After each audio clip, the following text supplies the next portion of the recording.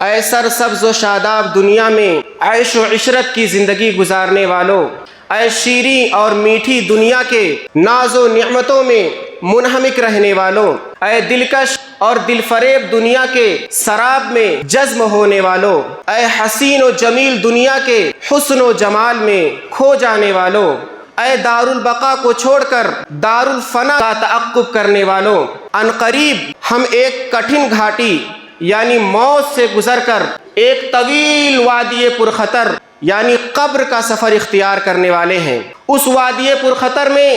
سیاہ رات جیسی تاریکی ہوگی، نہ سورج کی کرنیں ہوں گی، نہ چاند کی چاندنی ہوگی،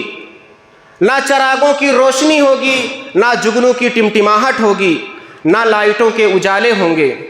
اس وادی پرخطر میں دشت ویراں جیسی تنہائی ہوگی، نہ ماں باپ ہوں گے، نہ بیوی بچے ہوں گے، نہ بھائی بہن ہوں گے، نہ دوست و احباب ہوں گے، نہ کوئی غمخوار ہوگا، نہ ہی کوئی غمگسار ہوگا، نہ کوئی پیر و مرشد ہوگا، نہ کوئی حاجت روا اور مشکل کشا، نہ کوئی محافظ ہوگا، نہ ہی کوئی باڈی گارڈ،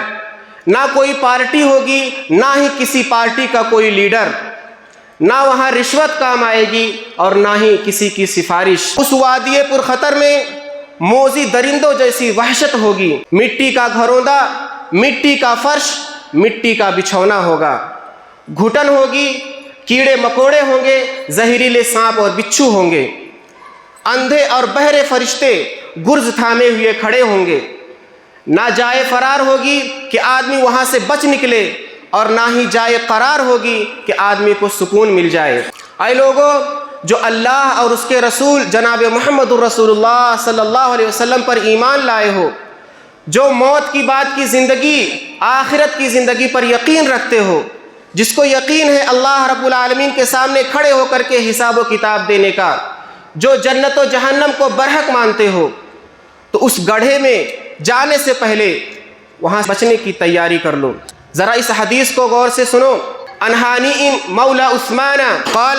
كان عثمان رضی اللہ تعالی عنہ اذا وقف على قبر بكى حتى يبل لحيته فقيل له تذكر الجنة والنار فلا تبكي وتبكي هذا۔ حانی رحمہ اللہ جو کہ حضرت عثمان رضی اللہ تعالیٰ عنہ کے غلام ہیں، وہ کہتے ہیں کہ عثمان رضی اللہ تعالیٰ عنہ جب بھی کسی قبر کے پاس کھڑے ہوتے، کسی قبر کی زیارت کرتے یا آپ کا گزر کسی قبر کے پاس سے ہوتا، بکا تو آپ رونے لگتے، اس قدر روتے حتی یبل لحیتہ، یہاں تک کہ آپ کی داڑھیاں تر ہو جاتی۔ فقیل لہ، تو آپ سے کہا جاتا تذکر الجنت والنار فلا تبکی، آپ کے سامنے جنت اور جہنم کا ذکر کیا جاتا ہے، جنت و جہنم کا تذکرہ ہوتا ہے، فلا تبکی، تو آپ نہیں روتے ہیں، وتبکی ھذا، اور قبر کو دیکھ کر کے، قبر کے سامنے قبر کی زیارت کر کے آپ رونے لگ جاتے ہیں۔ تو عثمان رضی اللہ تعالیٰ عنہ فرماتے ان رسول اللہ صلی اللہ علیہ وسلم قال، کہ بے شک اللہ کے رسول صلی اللہ علیہ وسلم نے ارشاد فرمایا ان القبر اول منزل من منازل الآخرۃ فإن نجا منہ فما بعدہ ایسر منہ، کہ بے شک قبر یہ آخرت کی منزلوں میں سے پہلی منزل ہے، اگر کوئی آدمی یہاں پر نجات پا گیا فما بعدہ ایسر منہ، تو اس کے بعد کے جتنے مراحل ہیں آخرت کے وہ سارے کے سارے اس سے زیادہ آسان ہونے والے ہیں۔ وَإِن لَمْ يَنْجُو، اور اگر کوئی یہاں نجات نہیں پایا، یہاں پر پکڑا گیا، یہاں پر پھنس گیا،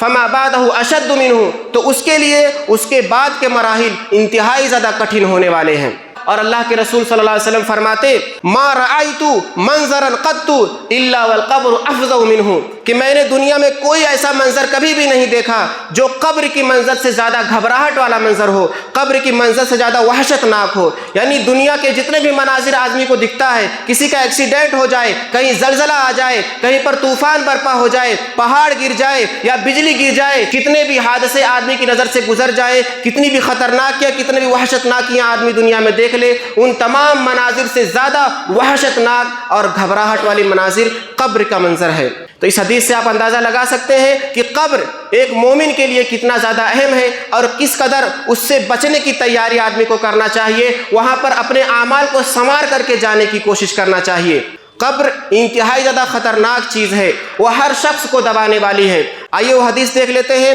عن ابن عمر رضی اللہ تعالی عنہما عن رسول اللہ صلی اللہ علیہ وسلم قال هذا الذي تحرك له العرش وفتحت له أبواب السماء وشهده 70,000 من الملائكة لقد ضم ضمة ثم فرج عنه۔ اس حدیث کو امام نسائی نے روایت کیا ہے، حدیث نمبر 2057۔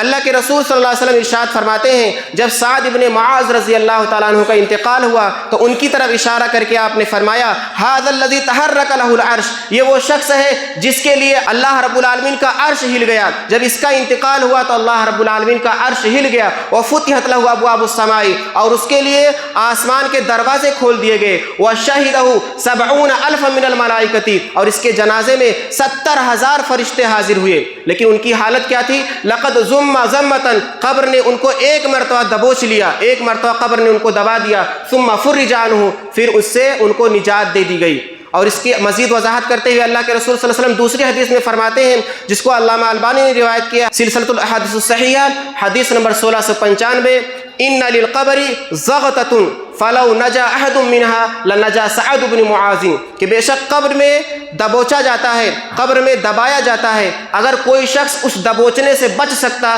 تو سعد بن معاذ رضی اللہ تعالیٰ عنہ ضرور بچ جاتے۔ یعنی ایک مومن جس کا ایمان اتنا زیادہ اعلیٰ ہے کہ اس کے انتقال پر اللہ رب العالمین کا عرش ہل گیا، اس کو بھی قبر نے نہیں چھوڑا، تو قبر میں ہر شخص کو دبوچا جائے گا۔ قبر دباتی ہے، دبوچتی ہے۔ محترم سامعین، قبر کی ہولناکی، قبر کی وحشتناکی، قبر کا عذاب یہ کوئی تصوراتی چیز نہیں ہے، کوئی خیالاتی بات نہیں ہے، بلکہ یہ برحق ہے، قرآن اور حدیث سے ثابت شدہ امر ہے۔ فرعونیوں کے تعلق سے اللہ رب العالمین سورۃ المومن آیت نمبر 46 کے اندر ارشاد فرماتا ہے النار یعرضون علیہا غدوا وعشیا، کہ آگ کے اوپر ان فرعونیوں کو صبح شام پیش کیا جاتا ہے۔ ویوم تقوم الساعۃ، اور جب قیامت قائم ہوگی اخرجوا آل فرعون اشد العذاب، تو کہا جائے گا کہ آل فرعون یعنی ان تمام فرعونیوں کو سخت عذاب میں داخل فرما دو۔ یعنی قیامت قائم ہونے سے پہلے ان کے اوپر صبح شام عذاب کو پیش کیا جاتا ہے، عذاب میں مبتلا کیے جاتے ہیں۔ اس عذاب سے مراد یہی قبر کا عذاب ہے، عالم برزخ کا عذاب ہے، جس سے فرعونی دوچار ہوتے ہیں۔ اسی طریقے سے حدیث میں ہے ان عائشہ رضی اللہ تعالی عنہا ان یہودیۃ دخلت علیہا فذکرت لها عذاب القبر فقالت لها اعاذک اللہ من عذاب القبر۔ حضرت عائشہ رضی اللہ تعالی عنہ بیان فرماتی ہیں کہ ایک یہودیہ ان کے پاس آئی اور اس نے عذاب قبر کا تذکرہ کیا اور کہا اللہ تبارک و تعالی تجھے عذاب قبر سے محفوظ رکھے، بچائے۔ تو عائشہ رضی اللہ تعالیٰ عنہ کو تعجب ہوا، اس لیے کہ اس سے پہلے اللہ کے رسول صلی اللہ علیہ وسلم نے عذاب قبر کے بارے میں نہیں بتلایا تھا، اللہ کے رسول صلی اللہ علیہ وسلم نے کوئی بات نہیں بتلائی تھی کہ کسی کو عذاب قبر ہوتا ہے۔ فسألت عائشہ رضی اللہ تعالیٰ عنہ رسول اللہ صلی اللہ علیہ وسلم عن عذاب القبر فقال نعم عذاب القبر حق۔ تو عائشہ رضی اللہ تعالیٰ عنہ نے اللہ کے رسول صلی اللہ علیہ وسلم سے عذاب قبر کے بارے میں سوال کیا تو اللہ کے رسول صلی اللہ علیہ وسلم نے فرمایا ہاں عذاب قبر برحق ہے۔ اس کے بعد عائشہ رضی اللہ تعالیٰ فرماتی ہیں فما رأیت رسول اللہ صلی اللہ علیہ وسلم بعد صلی صلاۃ الا تعوذ من عذاب القبر، کہ اس کے بعد میں نے اللہ کے رسول صلی اللہ علیہ وسلم کو کبھی بھی نماز پڑھتے ہوئے نہیں دیکھا مگر ہر نماز میں آپ عذاب قبر سے پناہ مانگا کرتے تھے۔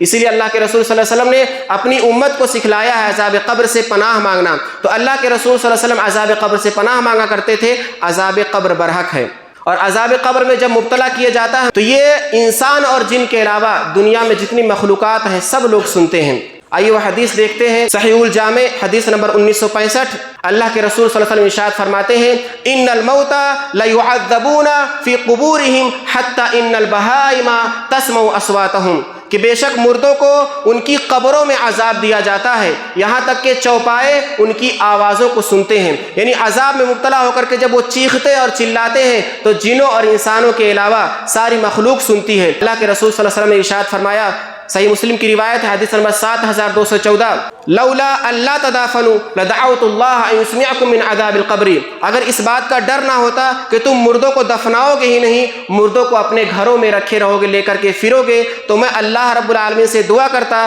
کہ تم کو عذاب قبر کو سنا دے۔ اور اللہ کے رسول صلی اللہ علیہ وسلم جب قبر کا بیان صحابہ کرام کے سامنے کیا کرتے تھے تو صحابہ کرام دہاڑے مار کے رونے لگ جاتے تھے۔ ایسی حدیثیں ہمارے سامنے موجود ہیں۔ اسماء بنت ابو بکر صدیق رضی اللہ تعالیٰ عنہ جو کہ ابو بکر صدیق رضی اللہ تعالیٰ عنہ کی بیٹی ہیں اور عائشہ رضی اللہ تعالیٰ عنہ کی بہن ہیں، وہ بیان فرماتی ہیں قام رسول اللہ صلی اللہ علیہ وسلم خطیباً، کہ اللہ کے رسول صلی اللہ علیہ وسلم ممبر پر چڑھے، خطبہ دینے لگے صحابہ کرام کو، فذکر فتنۃ القبر التی یفتتن بها المرء، تو اللہ کے رسول صلی اللہ علیہ وسلم نے قبر کے فتنے کا بیان کیا جس میں ایک آدمی کو آزمایا جائے گا، تو اس فتنے کا بیان اللہ کے رسول صلی اللہ علیہ وسلم کرنے لگے۔ فلما ذکر ذالک، تو جب آپ اس کا ذکر کر رہے تھے، زج المسلمون زجتاً، تو مسلمانوں کی حالت یہ تھی، صحابہ کرام کی کیفیت یہ تھی کہ وہ دہاڑے مار کے رو رہے تھے، ان کی سسکیاں بد گئی تھیں۔ سسکیاں بدنے کا مطلب ہوتا ہے کہ آدمی اتنا زیادہ روتا ہے، اتنا زیادہ روتا ہے کہ اس کی ہچکی اور اس کی سسکی آنے لگ جاتی ہے۔ تو وہی بیان فرماتی ہیں زج المسلمون زجتاً، کہ اس قبر کی کیفیت کو سن کر کے مسلمانوں کی کیفیت یہ تھی